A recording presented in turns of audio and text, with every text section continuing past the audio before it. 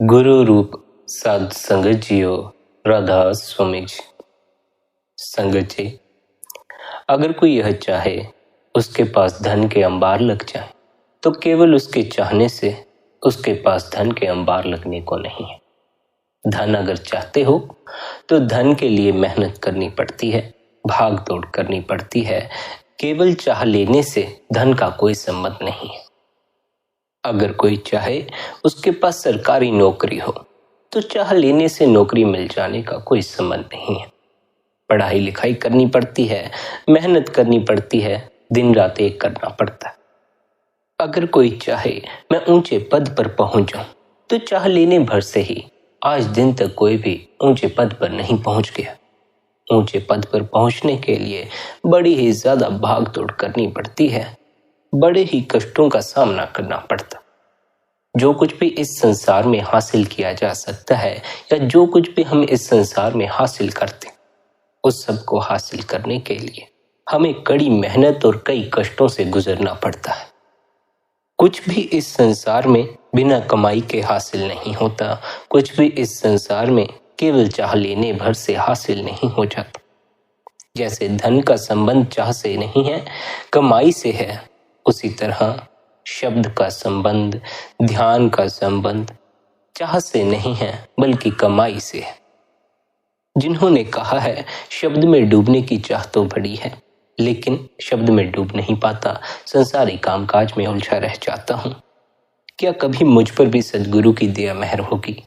क्या मैं भी कभी शब्द में डूब पाऊंगा? क्या मेरी भी कभी प्यास बुझ पाएगी या नहीं?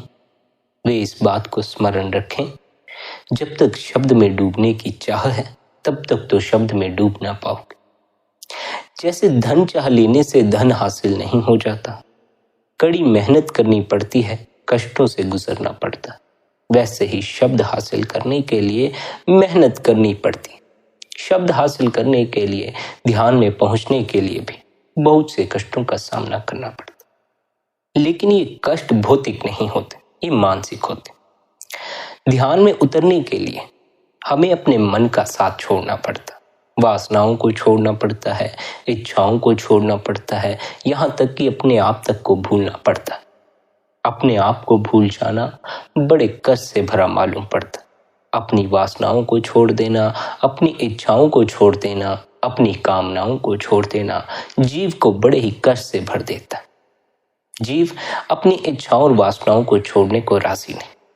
अगर कोई उससे उसकी इच्छाएं और वासनाएं छीनने का प्रयास करे तो उसे उस पर रोष आता है, तो वह उससे झगड़ा करता।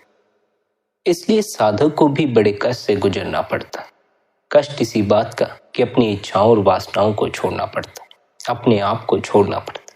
लेकिन अपने आप को छोड़ने में भय लगता है, अपने आप को छोड़ने से कोई राजी नहीं है। अगर कोई हमसे हमारी बहुमूल्य चीज छीनता हो, वह चीज जिसे कि हम ना चाहते हो कोई छीने, पर फिर भी परिस्थिति पर हमारा कोई वश न चले और वह हमारी बहुमूल्य चीज छीन कर चला जाए, तो उसके छिन जाने पर हमें भीतर कष्ट का अनुभव होता। ध्यान हमारे बहुमूल्य विचारों को छीन लेता, हमारी बहुमूल्य इच्छाओं को छीन लेता है, हमारे बहुमूल्य जो झूठे सपने हैं उन्हें छीन लेता। यही कारण है कि साधक ध्यान के समय भीतर कष्ट का अनुभव करता। कष्ट इसी बात का कि ध्यान छीनता है, लेकिन साधक नहीं चाहता कि ध्यान मेरी इच्छाओं को छीन ले, मेरी वासनाओं को छीन ले, मेरे अहम को छीन ले। यही साधक की साधना भी है। उसे निरंतर अपने आप को ध्यान में डुबाना पड़ता, निरंतर अभ्यास करना पड़ता है। क्यों अभ्यास करना पड़ता है? क्योंकि जीव इतनी आसानी से अपनी इच्छाओं और वासनाओं को छोड़ने को राजी नहीं होता। जीवन बिताया है इन इच्छाओं और वासनाओं के बीच, इनके साथ कई खेल तमाशे किए, इनके साथ काफी समय बिताया, अब इनके साथ ही जी लग गया। अब इनसे ऊपर उठने का जी नहीं चाहता, अब इन्हीं में रमे रहने का जी चाहता। मैं अगर आपसे अभी कहूं कि आप अपनी इच्छाओं और वासनाओं को एक ही क्षण में छोड़ दो, तो आप छोड़ ना पाओगे।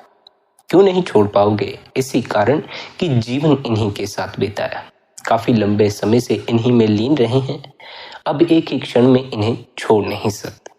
इसलिए हमें निरंतर इन्हें छोड़ने के लिए तैयार होना हो। निरंतर हमें इन इच्छाओं और वासनाओं से अपने आप को कुछ समय के लिए अलग कर लेना होगा। ध्यान अपने आप को इस मन से अलग कर लेने की विधि का नाम है। ध्यान में बैठने का अर्थ है कि कुछ समय के लिए, कुछ घड़ियों के लिए अब आप अपने अहम को भूलकर, अपनी इच्छाओं और वासनाओं को भूलकर एक तरफ हो गए। अब आपका इनसे कोई संबंध नहीं रहा। हमें जिंदगी में हमारी इच्छाएं और वासनाएं ही तो दौड़ाती हैं। अगर ये हमारे भीतर ना होती तो हमारे पास दौड़ने की कोई वजह ही ना होती। कोई भागता है धन के पीछे, क्यों? क्योंकि भीतर धन की इच्छा पैदा हो जाती। कोई भागता है पद के लिए, क्यों? क्योंकि भीतर पद की इच्छा पैदा हो जाती। हमारे भीतर जिस चीज की इच्छा पैदा होती है हम वही तो करते हैं। अगर हमारे भीतर किसी चीज की इच्छा ना हो तब फिर हम उसकी ओर ध्यान भी नहीं देते। अक्सर हम परिवार में कहते हुए सुनते हैं, आज मुझे इच्छा हो रही है कि आज मैं बाहर से खाने को कुछ ले आऊं। जिस चीज की इच्छा भीतर पैदा हो जाती है हम उसी ओर चलना शुरू कर देते। जब कोई पहली बार अध्यात्म की तरफ चलता है तब वह अध्यात्म की तरफ भी पहली बार तो इच्छा के कारण ही चलता है। इच्छा भीतर पैदा होती है उस प्रभु से मिलन की, इसीलिए पहला कदम उठता। लेकिन आध्यात्मिक यात्रा में आगे चलकर हमें इच्छा को भी छोड़ देना होता, क्योंकि इच्छाएं, वासनाएं, कामनाएं ये सभी कुछ मन द्वारा पैदा होती हैं। अध्यात्म का जो मूल रहस्य है वह मन से ऊपर उठना। इच्छाओं और वासनाओं से ऊपर उठने का प्रयास व्यर्थ हो जाता है, क्योंकि इनका असल जन्मदाता मन होता है जो पीछे छिपा रहता है, हमें नजर नहीं आता। मन के इस छिपने के बारे में कल के सत्संग में बड़े विस्तार पूर्वक समझाया गया है। आप सभी पिछले कल का सत्संग भी अवश्य सुना। अगर कभी भीतर प्रभु से मिलने की इच्छा ही पैदा ना हो तब फिर भला कोई परमात्मा की तरफ चलना शुरू ही क्यों करेगा? हम सभी सत्संगी जो सद्गुरु से जुड़े हुए हैं, हम सबके भीतर भी कभी ना कभी इस इच्छा का जन्म हुआ होगा कि हम अब सद्गुरु की शरण में चलें, अपने असल देश सचखंड को लौट चलें। शुरुआत तो सारी इच्छा से ही होती है, इसलिए इच्छा जीव के लिए सहायक है। लेकिन अगर इच्छा संसारिक ही बनी रहे तो जीव संसार की तरफ ही गति करता चला जाता है और वह इच्छा से ऊपर उठने की बजाय इच्छा में लीन हो जाता। अगर आध्यात्मिक इच्छा का जन्म हो जाए, प्रभु से मिलने की इच्छा जन्म ले जाए और अध्यात्म के इस मार्ग पर कोई सच्चा गुरु मिल जाए तो जीव इच्छाओं और वासनाओं से ऊपर उठ जाता। हमें मनुष्य जन्म मन में लीन होने के लिए नहीं दिया जाता है, मन से ऊपर उठने के लिए दिया जाता है। यहाँ यह बात भी स्मरण रखना आवश्यक है कि जो मन जीव को संसार में पूरी तरह लीन कर देता है, प्रभु को भुला देता है, वही मन जीव का सहायक भी होता है। वही मन जीव को प्रभु में लीन भी कर देता। इसीलिए मन को मित्र और शत्रु दोनों कहा जाता। यह जीव पर निर्भर करता है, वह अपने मन को मित्र बनाता है या शत्रु बनाता है। अधिकांश जीव तो मन को शत्रु ही बना पाते। मन को शत्रु बनाने का अर्थ है कि इसे संसार की तरफ भागने की आजादी दे दे। जब यह संसार की तरफ भागता है, संसारिक इच्छाओं, संसारिक वासनाओं, संसारिक कामनाओं की तरफ भागता है, संसारिक वस्तुओं, संसारिक पदार्थों, संसारिक लोगों की तरफ भागता है, तो जीव पूरी तरह संसार में ही लीन हो जाता है, जिस कारण वह अंतस के तल से खिसक कर बाहर के तल पर आ जाता है। अंतर्मुखी से वह बाहरमुखी हो जाता। मन मित्र भी है, मन शत्रु भी है। लेकिन मन का यह स्वभाव है कि मन जो भी करता है पूर्णता से करता। अगर मन शत्रुता करे तो पूरी तरह से शत्रुता करता। अगर मन मित्रता करे तो पूरी तरह से मित्रता करता है। अगर जीव अपने मन को मित्र बना ले, मित्र बनाने में समर्थ हो जाए, तो उसका मन उसे प्रभु के चरणों तक पहुंचा देता। मन के इस रूपांतरण के लिए, मन को मित्र बनाने के लिए जीव को कुछ हिदायतें दी जाती। क्या हिदायतें दी जाती हैं? जीव को यह हिदायत दी जाती है कि जीवन में उन्हीं लोगों का संग साथ करना जो प्रभु से जुड़े हुए हों, जो प्रभु का गुणगान गाते हों, जो अंतस में बैठे हुए परमात्मा से लिव लगाए बैठे।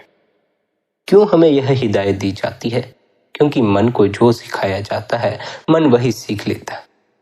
अगर उन लोगों की संगत करोगे जो दुराचार करते हैं, लड़ाई झगड़े करते हैं, शराब का सेवन करते हैं, तो मन उनके जैसी हरकतें सीख लेगा। चेतन मन के तल पर तो हम सोच लेते हैं कि सब कुछ हमारे बस में है, संगत हमें बिगाड़ नहीं सकती, लेकिन अचेतन तल पर बहुत कुछ घटित हो जाता है। संगत का प्रभाव जब हमारे अचेतन मन में प्रवेश कर जाता है तो हमारे चेतन पर भी उसकी झलकें मिलना शुरू हो जाती। एक सज्जन कहते थे, मैंने जीवन में प्रण लिया था, कभी शराब नहीं पीऊंगा, कभी नशा नहीं करूंगा। लेकिन जैसे जैसे जिंदगी में आगे बढ़ता चला गया, जैसे जैसे यारी दोस्ती बढ़ती चली गई, शराबियों की संगत बढ़ती चली गई, मैं भी शराब पीने लग गया। सबसे ज्यादा हैरानी तो मुझे इस बात की होती है कि जब मैं नहीं पीता था, जब मैंने प्रण लिए थे, तब मैं यह सोचता था मुझे किसी की संगत बिगाड़ नहीं सकती। जब मैं शुरू में इन शराबियों के साथ बैठता था, तब मैं सोचता था मेरे दोस्त पीते हैं तो पीते होंगे, इनके पीने से मुझे पीने की लत नहीं लग जाएगी। मैंने प्रण लिया था, इसलिए मैंने कभी हाथ भी न लगाया था। दोस्तों के साथ रहा, जैसे जैसे दिन गुजरने लगे, जैसे जैसे हर रोज दोस्ती में उठना बैठना हुआ, तब मैं भी धीरे धीरे शराब की तरफ ही बढ़ गया। असल में हमें संगत का बड़ा ही प्रभाव पड़ता। हम चेतन मन के तल पर तो यही सोचते हैं कि हमें किसी की संगत बिगाड़ नहीं सकती, लेकिन जो हम रोज रोज देखना शुरू कर देते हैं, जो रोज रोज हमारे आसपास घटना शुरू हो जाता है, वह हमारे अचेतन में प्रवेश कर जाता। जब हमारे भीतर प्रवेश कर जाता है, फिर हम बाहर से भी वैसे ही होना शुरू हो जाते। इसलिए अगर अभी किसी ने अपने भीतर के शून्य में प्रवेश ना किया हो, अपने स्वयं में ठहरा ना हो, लेकिन ध्यान वगैरह करता हो, तो उस साधक के लिए इस बात का खतरा होता है कि अगर उसके आसपास का माहौल खराब है, दुराचार है, क्रोधी लोग हैं, कामी लोग हैं, तो उनकी संगत में बैठने से उसके भीतर भी यही सब भरना शुरू हो जाता। फिर ध्यानी भी कामी हो जाते। साधक तो बहुत बार उठता और गिरता, बहुत बार ध्यान के अनुभव करता है, बहुत बार काम में उतर जाता, बहुत बार ऊपर उठता है, बहुत बार नीचे गिरता, बहुत बार परमात्मा के निकट पहुंचता है और बहुत बार फिर संसार के तल पर आकर खड़ा हो जाता। साधक की यात्रा कोई आसान यात्रा नहीं है। अध्यात्म की यात्रा, रूहानियत की यात्रा कोई आसान यात्रा नहीं है। कई बार उठना और गिरना पड़ता, बड़ी मेहनत की चीज है। एक बार गिरकर फिर उठना बड़ी मेहनत का काम है। संसार में तो हम फिर गिरकर उठने को राजी हो जाते हैं, लेकिन ध्यान में हम फिर गिरकर उठने को राजी नहीं होते। असल में जब हम ध्यान में बैठते हैं तो जो कुछ भी हमारे भीतर भरा पड़ा होता है वह स्पष्ट रूप से हमें नजर आना शुरू हो जाता। आमतौर पर तो हमें सब कुछ धुंधला धुंधला ही नजर आता है, कभी कभार कोई चीज प्रगाढ़ता से नजर आती। आमतौर पर हमें भीतर काम नजर नहीं आता, हालांकि काम भीतर ही मौजूद होता। धुंधलाहट के कारण काम की बड़ी हल्की सी झलक मिलती है, बड़ी धुंधलाहट होती है, इसलिए हम हर पल कामी नहीं होते। पर जब काम हमें भीतर साफ साफ नजर आना शुरू हो जाता है, धुंधलाहट दूर हो जाती, उस क्षण हम कामी हो जाते। ध्यान के समय तो हमें अपने भीतर जो कुछ भरा पड़ा है सभी कुछ प्रकट रूप से नजर आना शुरू हो जाता। जिसने भीतर क्रोध भर रखा है, क्रोध नजर आना शुरू हो जाएगा, क्रोध की झलकें मिलना शुरू हो जाएंगी। जिसने भीतर काम भर रखा है, उसे काम की झलकें मिलना शुरू हो जाए। ऐसे में साधक घबरा भी जाते। ऐसे में कुछ साधक क्या सोच लेते हैं कि अगर ध्यान द्वारा मैं इतना क्रोध और काम से भर जाऊंगा तो मुझे ध्यान करना ही नहीं। और ऐसे में कुछ ऐसे भी जीव होते हैं जो ध्यान के समय जब भीतर काम पैदा होता है तो वे ध्यान को भूलकर काम में उतर जाते। ना तो काम से भागने में कोई हल होने वाला है, ना ही काम में उतरने से कोई हल होने वाला। इन दोनों से परे जाकर ही जीवन में कोई रूपांतरण आ सकता। इस रहस्य को जरा ध्यान पूर्वक समझो। जब हम ध्यान में बैठते हैं तो ध्यान द्वारा हमारी जो जीवन ऊर्जा है वह भीतर संग्रहित होती। क्यों? क्योंकि ध्यान स्थिर होकर बैठने की विधि है। जब हम अपने शरीर को पूरी तरह स्थिर कर लेते हैं, शिथिल कर लेते हैं, अपनी बाहरी इंद्रियों द्वारा अपनी ऊर्जा को बाहर नहीं बिखेरते, आंखों द्वारा, कानों द्वारा, या हाथ पैर हिलाकर, या चल फिर कर, या दौड़कर, तब हमारी जो जीवन शक्ति है वह भीतर संग्रहित होना शुरू हो जाती। असल में यह जो जीवन ऊर्जा ध्यान के समय इकट्ठी होती है, अगर इसे भीतर से बहने का कोई मार्ग ना मिले, यानी हमारी देह के भीतर से बहने का कोई मार्ग ना मिले, तो यह बाहर की इंद्रियों का सहारा लेकर बाहर बहना शुरू कर देती। ऊर्जा तो बहेगी ही, निरंतर ऊर्जा का प्रवाह आपके भीतर हो रहा है। अगर इसे भीतर का द्वार ना मिला तो यह बाहर के द्वार अपने आप ही खोज लेगी। आमतौर पर हमारी यह ऊर्जा बाहर के केंद्रों से परिचित होती, इसलिए बाहर ही बाहर बहती रहती। हमें काम केंद्र का ज्यादा बोध है, तीसरे दिल या उस द्वार का कोई बोध नहीं है जो हमारे भीतर हमें सूक्ष्म जगत में प्रवेश दिलाता। केवल काम केंद्र का अनुभव है, इसलिए हमारी जीवन शक्ति अपने आप ही काम की तरफ बहना शुरू कर देती। सबसे ज्यादा बार हम काम में ही बहे हैं, इसलिए जब भी हमारे भीतर शक्ति इकट्ठी होती है वह काम द्वारा बाहर आ जाती। आप अपनी देह के भीतर शक्ति को इकट्ठा करके अगर इसे निकलने का कोई आंतरिक मार्ग नहीं देंगे तो यह बाहरी मार्गों से बहना शुरू कर दे। इसलिए ध्यान साधकों को भीतर शक्ति से भर देता, क्योंकि बाहर शक्ति व्यय होना बंद हो जाती। पर जब भीतर काम के विचार साधक को पकड़ लेते हैं, अनेक बार काम केंद्र से ही अपनी ऊर्जा को बहाता आया, इसलिए वापस उसकी शक्ति काम केंद्र द्वारा बाहर निकल जाती। जैसे हम किसी फर्श पर पानी फेंक देते, पानी बहता है, पानी पीछे पीछे अपने निशान छोड़ता चला जाता। धूप की तपिश पाकर पानी भाप बन जाता है, लेकिन फर्श पर पानी के निशान रह जाते। अगर हम पानी को दोबारा उस फर्श पर फेंकें तो 90% यही संभावना होती है कि पानी उसी जगह से बहेगा जहां पुराने पानी के निशान जमे हुए। इसी तरह जब हमारी शक्ति भीतर इकट्ठी होती है तब हमारी शक्ति उसी द्वार से बहना शुरू कर देती है जहां पर से उसके बार बार गुजरने के कारण निशान पड़ चुके। ध्यान करता है शक्ति को इकट्ठा, लेकिन शक्ति जब इकट्ठी हो जाती है हम बाहर फेंक देते, हम काम में उतर जाते, क्रोध में उतर जाते हैं या किसी अन्य विकार में उतर जाते। यह जो शक्ति ध्यान के समय हमारे भीतर इकट्ठी होती है, हमें इसे बाहर नहीं बल्कि भीतर उस द्वार को भेदने में लगाना है, जिसे तीसरा दिल कहा जाए। उस दरवाजे को इस ऊर्जा द्वारा खोलना है जो कि हमें सूक्ष्म में प्रवेश दिला सकता। हम तो केवल काम केंद्र के दरवाजे खोलकर बैठ जाते, हम तो इस देह के दरवाजे खोलकर बैठ जाते हैं, आंतरिक दरवाजा बंद रह जाता। वह सूक्ष्म दरवाजा, उस सूक्ष्म दरवाजे को खोलने के लिए ही हमें ध्यान द्वारा अपनी जीवन ऊर्जा को इकट्ठा करना पड़ता। ध्यान ऊर्जा को संग्रहित करने की विधि है, ध्यान ऊर्जा को इकट्ठा करने की कला।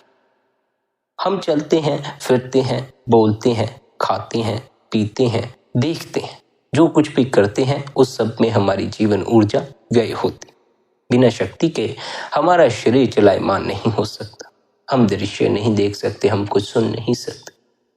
पर जो जीव अपनी इस जीवन शक्ति को इन इंद्रियों द्वारा बाहर निकालने से रोक लेता है, इन इंद्रियों द्वारा हर पल बाहर नहीं बहाता, भीतर संग्रहित करने का अभ्यास करता है, वह इस जीवन शक्ति द्वारा आंतरिक बंद पड़े द्वार खोल लेता।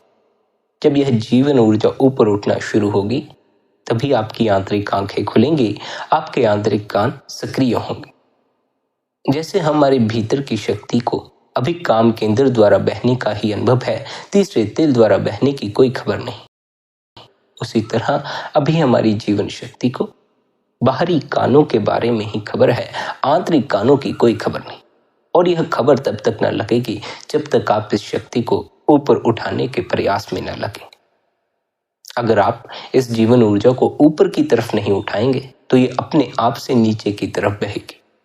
जैसे पानी का स्वभाव होता है, वह अपने स्वभाव के अनुसार नीचे की तरफ ही बहता है, उसे ऊपर उठाने के लिए प्रयास करने पड़ते। हमें इस जीवन शक्ति को ऊपर उठाने के लिए तीसरे दिल पर अपने ध्यान को एकाग्र करना पड़ता। जिस केंद्र पर ध्यान एकाग्र हो जाता है उसी केंद्र पर यह जीवन शक्ति चोट करना शुरू कर देती। जब हमारा ध्यान काम केंद्र पर एकाग्र हो जाता तब हमारी शक्ति काम केंद्र पर पहुंच जाती है और हमारा काम केंद्र सक्रिय हो जाता। इसी तरह जब हमारा ध्यान तीसरे तिल पर एकाग्र हो जाता, तीसरे तिल पर पक्का हो जाता है, तब हमारी शक्ति तीसरे तिल पर चोट करना शुरू कर देती। काम का द्वार तो हमारा पहले से खुला है, इसलिए वहां से शक्ति आसानी से प्रवाहित हो जाती, उसे वहां पर चोट करने की आवश्यकता भी नहीं पड़ती। पर क्योंकि भीतर का द्वार यानी वह केंद्र जिसे तीसरा तिल कहा जाता है, जो द्वार बंद पड़ा है, वहां से ऊर्जा तब तक गुजरना शुरू नहीं होती जब तक वह द्वार खुल ना जाए। जब वह द्वार खुल जाता है, उस क्षण आप अपने भीतर ऊर्जा के निरंतर प्रवाह का अनुभव करते। उस क्षण आप भीतर अनुभव करते हैं कि आपके भीतर 24 घंटे कोई ताकत दौड़ रही है, कोई शक्ति दौड़ रही है जो निरंतर चलायमान। निरंतर ध्यान करने का अर्थ है निरंतर ऊर्जा को भीतर संग्रहित करना, और जब संग्रहित हो जाए तो तीसरे तिल पर ध्यान टिकाकर उसे ऊपर की तरफ उठाना, ताकि वह ऊर्जा ऊपर उठकर उस भीतर बंद पड़े द्वार पर चोट करना शुरू कर दे, जो इस तीसरे तिल पर या इस तीसरी आंख के भीतर मौजूद है। निरंतर ऊर्जा को ऊपर उठाओगे, तीसरे तिल तक पहुंचाओगे, निरंतर चोट मारोगे, तो उस चोट से ही वह किसी दिन द्वार खुलने वाला। अगर ऊर्जा को ऊपर ना उठाओगे, उस द्वार पर चोट ना करोगे, तो नीचे बहने की सुविधा तो ऊर्जा के पास पहले से ही है, और नीचे उसके पास काम का द्वार पहले से ही खुला पड़ा। शक्ति जब तक बाहर व्यय होती रहे, उस प्रभु, उस विराट का अनुभव नहीं हो पाता, क्योंकि वह विराट अनंत शक्ति का भंडार है। हमारे भीतर तो जरा भी शक्ति नहीं है कि हम उसका अनुभव कर सकें। विराट शक्ति के साथ ही विराट में समाया जा सकता है, इसलिए उस विराट धारा को, विराट शक्ति को अपने भीतर अनुभव करने के लिए हमें निरंतर तीसरे तिल पर अपने ध्यान को टिकाने की आवश्यकता। इस बात को सदा स्मरण रखें, ना तो चाहने से जीवन ऊर्जा ऊपर उठने वाली है, ना तो चाहने से शब्द की धुनकार धुन सुनाई देने वाली है, ना तो चाहने से भीतर बंद पड़ा द्वार खुलने वाला। इन सब के लिए चाहने से कुछ ना होगा, साधना करनी पड़ेगी। साधना ही शब्द से जुड़ने का मार्ग है, साधना ही जीवन शक्ति को ऊपर उठाने का उपाय। इसीलिए उन्हीं जीवों को साधक कहा जाता है जो साधना में लगते। जो साधना नहीं करते उन्हें साधक नहीं कहा जाता, उन्हें सत्संगी या शिष्य कहा जाता है। वे सत्संगी या शिष्य की श्रेणी में होते। शिष्य और सत्संगी की श्रेणी वह श्रेणी है जहां जीव को पहले सब कुछ सीखना पड़ता। जीव को सीखना पड़ता है, समझना पड़ता है कि सद्गुरु जो उपदेश दे रहे हैं उसका रहस्य क्या है, वह असल में है क्या।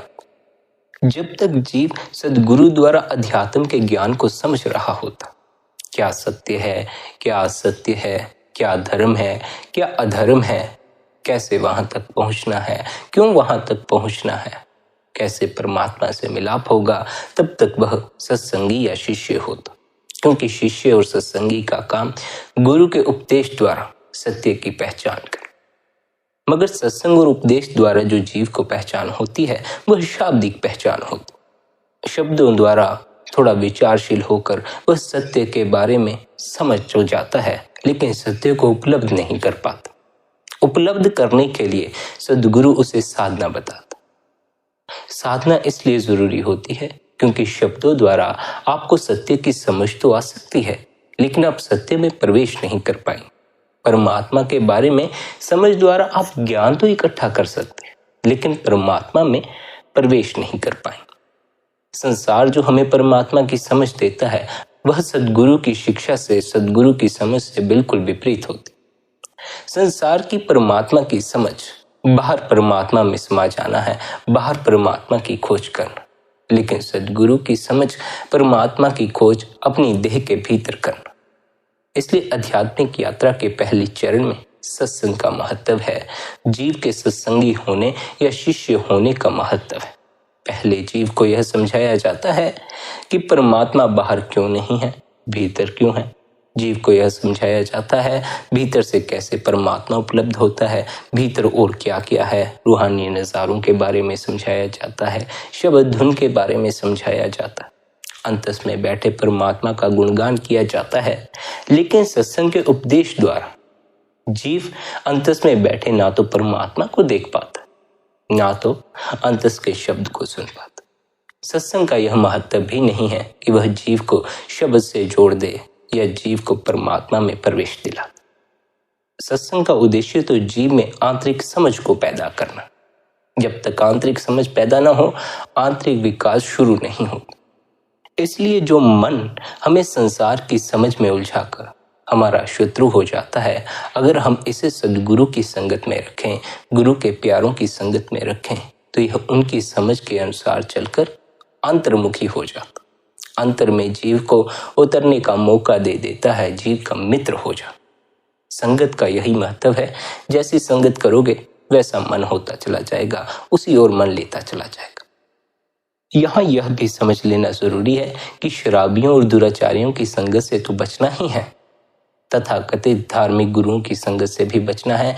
ऐसे लोगों से बचना है जो धार्मिक होने का दिखावा करते। उन लोगों की संगत करनी है जो परमात्मा की खोज अपने देह के भीतर कर रहे हैं। क्यों? क्योंकि उनकी संगत में रहकर ही हमारे भीतर बैठे परमात्मा की खोज करने का ख्याल पैदा हो सकता। उनकी संगत में बैठकर जो परमात्मा का गुणगान भी बाहर ही बाहर कर रहे हैं, हम भी बाहर ही बाहर परमात्मा का गुणगान करते रह जाए। हैरानी की बात है कि इतने समय से हम सुनते आ रहे हैं कि परमात्मा हम सबके भीतर बैठा, पर फिर भी अधिकांश गुरुओं के पास ऐसी ही भीड़ मिलती है जो बाहर के परमात्मा का गुणगान करने में लगे, बाहर ही बाहर परमात्मा को रिझाने में लगे। वे सोचते हैं जैसे लोग उनकी देह से रिझ जाते हैं, वैसे ही परमात्मा उनकी देह से रिझ जाएगा। परमात्मा देह से नहीं रिझता, आत्मा से रिझता। परमात्मा के समक्ष देह लेकर पहुंचने से कोई लाभ नहीं होता, उसका दीदार नहीं होता। अपनी आत्मा लेकर उसके सामने बैठना पड़ता है, तब कहीं जाकर उसकी कृपा बरसती। आत्मा और परमात्मा का संबंध है। क्यों? क्योंकि आत्मा सभी पापों और कर्मों से मुक्त है। देह तो पापों और कर्मों के अधीन है। देह ने तो अनेक पाप किए, अनेक कर्म किए। देह को उस प्रभु से मिलन की कोई आज्ञा नहीं, पर जो इस देह में छिपी आत्मा को पा लेता है, जो अपनी इस देह से ऊपर उठकर आत्म स्वरूप हो जाता, उसे परमात्मा से मिलने का अवसर उपलब्ध हो जाता है। क्योंकि आत्मा पहले से ही सभी पापों और कर्मों से मुक्त है। जो मुक्त है वही परमात्मा में समा सकता है। जो बंधा हुआ है वह परमात्मा में समा नहीं सकता, वह आवागमन के चक्कर में उलझा रहता। बाहर ही बाहर परमात्मा का गुणगान करते रहने का अर्थ है अपने आप को देह समझकर इस देह के तल पर ही बैठे रहना। भीतर उतरकर परमात्मा का गुणगान करने का अर्थ है इस देह से ऊपर उठकर, इस देह के भीतर सरक कर, इस देह में जो हमारी आत्मा छिपी पड़ी है, हमारा असल स्वरूप, उसमें ठहर जाना। यह अपने असल स्वरूप में ठहर जाना, अपने आत्म स्वरूप में ठहर जाना चाहने से तो नहीं होने वाला। अगर चाह लो मैं अपने स्वयं को पहचान लूं, अपने सच्चे घर सचखंड पहुंच जाऊं, तो चाहने से कुछ नहीं होने वाला। धन भी चाहने से इकट्ठा नहीं होता, नौकरियां चाहने से नहीं मिल जाती, ऊंचे ओहदे चाहने भर से नहीं मिल जाते। कड़ी मेहनत, कड़ी परीक्षा देनी पड़ती। शब्द तो सबसे ऊंचा ओहदा, शब्द के ओहदे पर बैठना हो, शब्द के पद तक पहुंचना हो, उस तल तक पहुंचना हो, तब तो और भी ज्यादा कड़ी मेहनत और परीक्षा देनी पड़ती। कड़ी मेहनत इस बात की करनी पड़ती है कि जिन इच्छाओं और वासनाओं को छोड़ने का कष्ट होता, इन्हें छोड़ने की तैयारी करना, इन्हें छोड़ने का साहस करना, इनसे ऊपर उठने का साहस करना। पर काम का आदी हुआ मन काम को छोड़ने को राजी नहीं होता।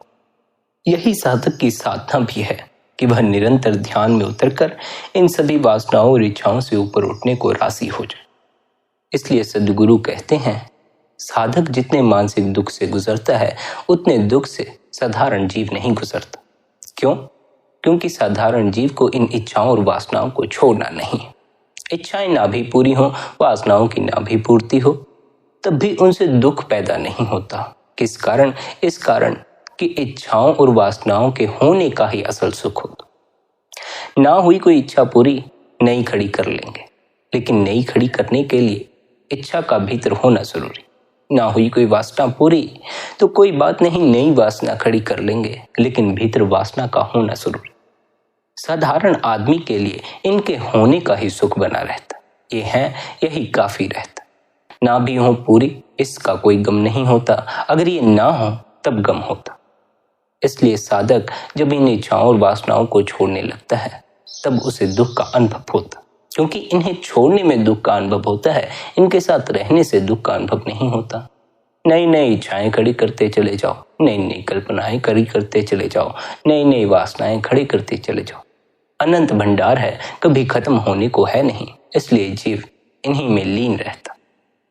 साधक को अपनी आध्यात्मिक यात्रा पर इनसे ऊपर उठना है, इसलिए इनसे ऊपर उठने में काफी कष्ट उसे भीतर अनुभव होता, क्योंकि जीवन भर की पकड़ इन्हीं के साथ है, इन्हीं में रहा है, इच्छाओं और वासनाओं में ही खेला।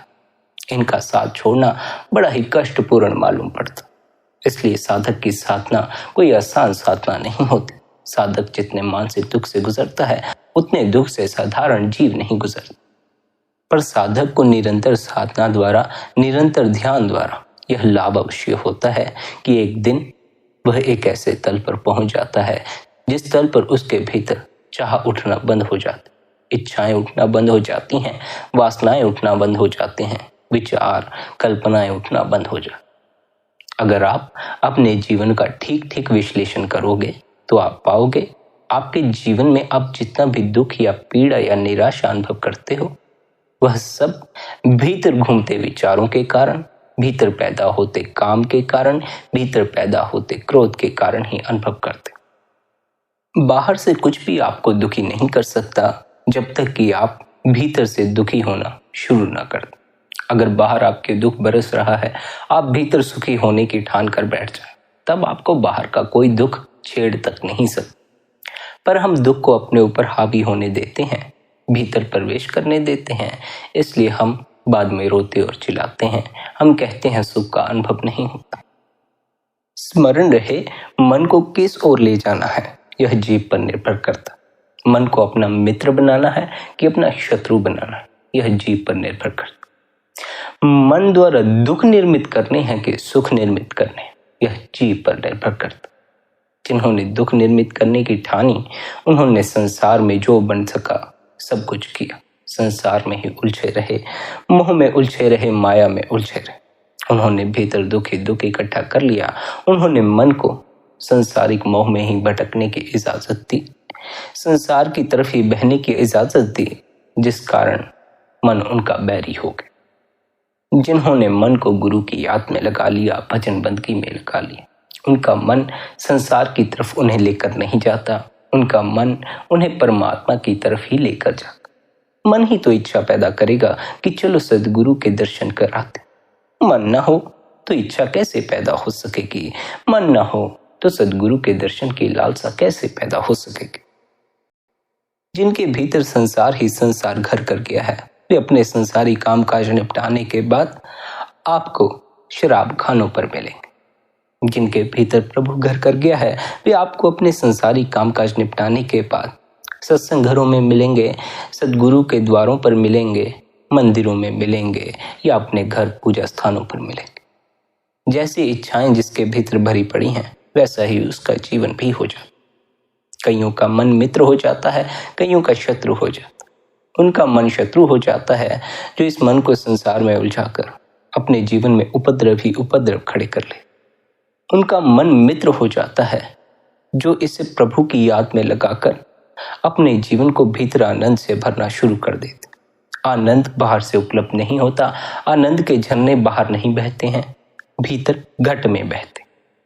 घट में बहते इन झरनों तक कैसे पहुंचना है इसकी खबर सद्गुरु द्वारा मिलती। इसलिए जब हमारे भीतर आनंदित होने की चाह पैदा होती है, प्रभु से मिलने की इच्छा पैदा होती, तो हमें सद्गुरु के पास जाना पड़ता। लेकर तो मन ही हमें सद्गुरु के पास जाता है, इच्छा तो मन ही पैदा करता है सद्गुरु के दर्शन करने की।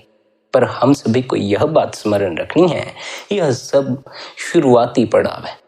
आगे से आगे हमें उन्नति करनी है तो हमें धीरे धीरे सबको छोड़ना भी है। धीरे धीरे जिन इच्छाओं को आज हम छोड़ नहीं पाते, इन्हें छोड़ने का हमें निरंतर अभ्यास करना। जिन वासनाओं को हम छोड़ नहीं पाते, जिनमें 24 घंटे लीन रहते, इनसे धीरे धीरे ऊपर उठने का अभ्यास करना। ऊपर उठकर ही हमारा भला हो सकता है, ऊपर उठकर ही हम प्रभु में समा सकते। असल में देह के तल पर प्रभु से मिलन नहीं होता, आत्म स्वरूप होकर प्रभु से मिलन होता। और प्रभु से मिलन एक ही शर्त पर होता है कि जीव बंधन मुक्त हो।